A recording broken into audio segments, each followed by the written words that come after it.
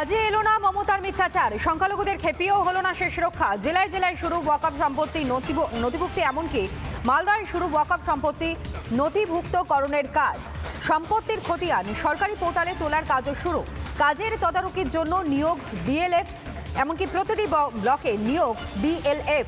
রাজ্যে ওয়াকফ সম্পত্তির পরিমাণ 80,480টি এবং জমির পরিমাণ 82,000 acre.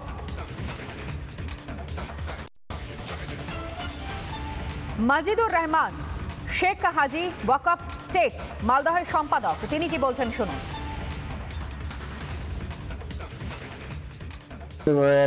As per the law, 5th December 2025 last date. Upload করার জন্য এটা হচ্ছে লাস্ট ডেট ওই পোর্টালে। একজন মতোয়ালিকে প্রপারে আপলোড করতে গেলে যে সমস্ত ডকুমেন্টেশন দরকার, এটা আমার ব্যক্তিগত মতামত মনে হয়েছে। আমার অনেক মতোয়ালিদের কাছে সেই তথ্য কিন্তু নেই। সমস্ত বিষয়গুলো বুঝে তথ্য থাকা সত্ত্বেও কিন্তু তারা সন্দেহ আছে পারবে কি পারবে না আপলোড করতে। তৈরি করতে বেশি একটু তাড়াহুড়ো হয়ে গেছে, এক নম্বর। দ্বিতীয় নম্বর, সেন্ট্রাল গভর্নমেন্ট ওই আইনে আমাদের যে 5-6টা বিষয় অবজেকশন ছিল, ভেহিমেন্টলি অপোজ করেছি আমরা, যার জন্য সুপ্রিম কোর্টে গেছি। সুপ্রিম কোর্টে সেটা স্টে দিয়েছে ওই 5টা পয়েন্টে। তা ওই 5টা বাদ দিয়ে নর্মাল যে জায়গাগুলো আছে তাতে আমাদের খুব অসুবিধার হওয়ার কথা নয়। মালদহের মাতুয়ালি অ্যাসোসিয়েশনের সম্পাদক শামীম আনিস, তিনি কি বলছেন শুনুন। এত জটিলতা আছে, হয়তো না দেখলে বোঝা যাবে না। প্রায় নিয়ার অ্যাবাউট 30টা পয়েন্ট আছে যেগুলো ম্যান্ডেটরি প্রভিশন।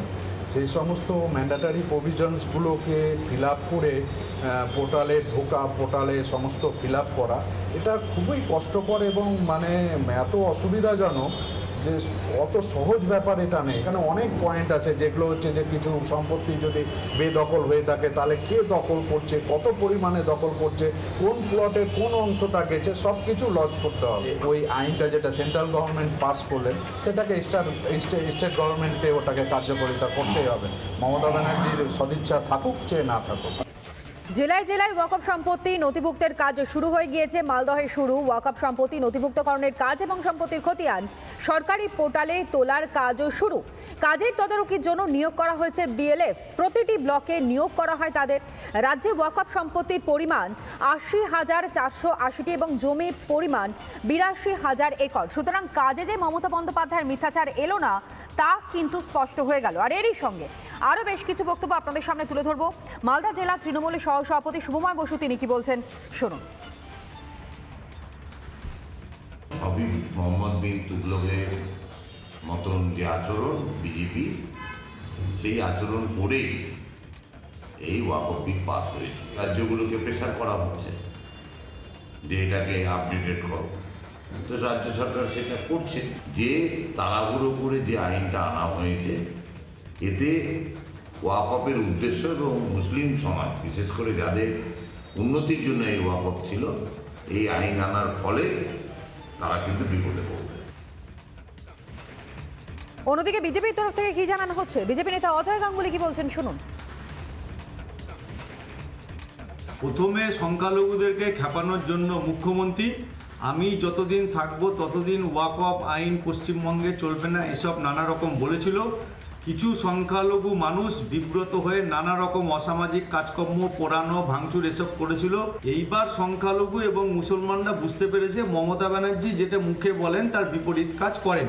সেই জন্য তার কাজে না রেখে তারা যেটা করেছে যে ওয়াকফকে সমর্থন করেছে। গোটা পশ্চিমবঙ্গ জুড়ে তৃণমূলের সমস্ত নেতা এই ওয়াকফের দালালি করে খাচ্ছিল, সেই দালালিটা এখন বন্ধ হবে।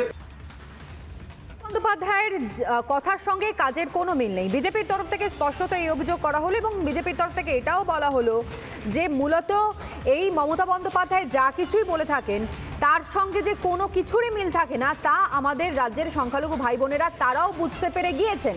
আর এই ওয়াকফ সম্পত্তি নিয়ে যখন এর আগেও মিথ্যাচার করতে দেখা গিয়েছে মমতা বন্দ্যোপাধ্যায়কে, বারংবার তাকে এর বিরোধিতা করতেও দেখা গিয়েছে, সেখানেই দেখা যাচ্ছে আমাদের এই রাজ্যের মালদহে যেখানে শুরু হয়ে গেল ওয়াকফ সম্পত্তি নথিভুক্তকরণের কাজ।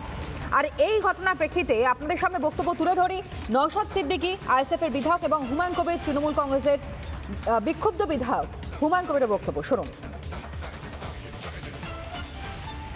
শুধু হরগোবিন্দ দাস নয়, চন্দন দাস এবং সম্ভবত নিজাম নামের একটি ছেলেও মারা গিয়েছে পুলিশের ছোড়া গুলিতে। একাধিক মানুষ ক্ষতিগ্রস্ত হয়েছে, ওখানকার মানুষ অশান্তির আগুনে জ্বলেছে, শামশেরগঞ্জ অর্থ এলাকার মানুষ। ব্যাপারটা হচ্ছে, প্রথম কথা, যে ঘটনা ঘটেছে এটা সরকারের ফেলিওর, সরকারের ব্যর্থতার জন্য ঘটনা ঘটেছে, এটা অস্বীকার করার কোনো জায়গা নেই, এর দায় সরকারকে নিতে হবে, প্রথম থেকেই বলে আসছি। দ্বিতীয়ত, মমতা ব্যানার্জি পশ্চিমবাংলার সংখ্যালঘু মুসলমানকে আশ্বস্ত করার জন্য একটা ধর্মীয় অনুষ্ঠানে গিয়ে তিনি বলেছিলেন যে ওয়েস্ট বেঙ্গলে ওয়াকফ অ্যামেন্ডমেন্ট অ্যাক্ট তিনি ইমপ্লিমেন্ট হতে দেবে না। কিন্তু 5.5 মাস পরে তিনি হঠাৎ ঘুম ভেঙেছে, আর 1 সপ্তাহ বাকি, তখন এই নির্দেশনা দিচ্ছেন যে উমিদ পোর্টালে সব ডিটেলসগুলো আপলোড করো।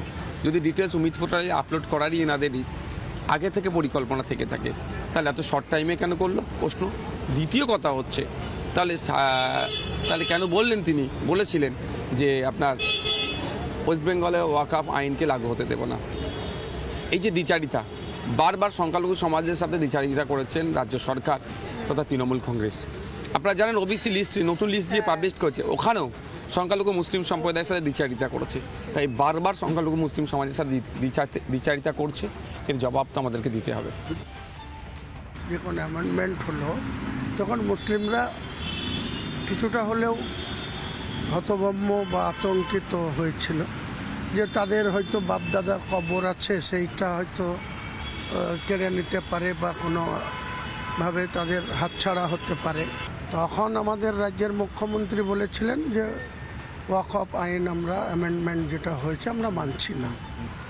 তো তারপরে আমাদের মাননীয় মুখ্যমন্ত্রী বলেছিলেন যে কোনো মতেই ওয়াকফ নিয়ে এখানে আমি কোনো আইন ভাঙতে দেব না বা কোনো আন্দোলন করতে দেব না।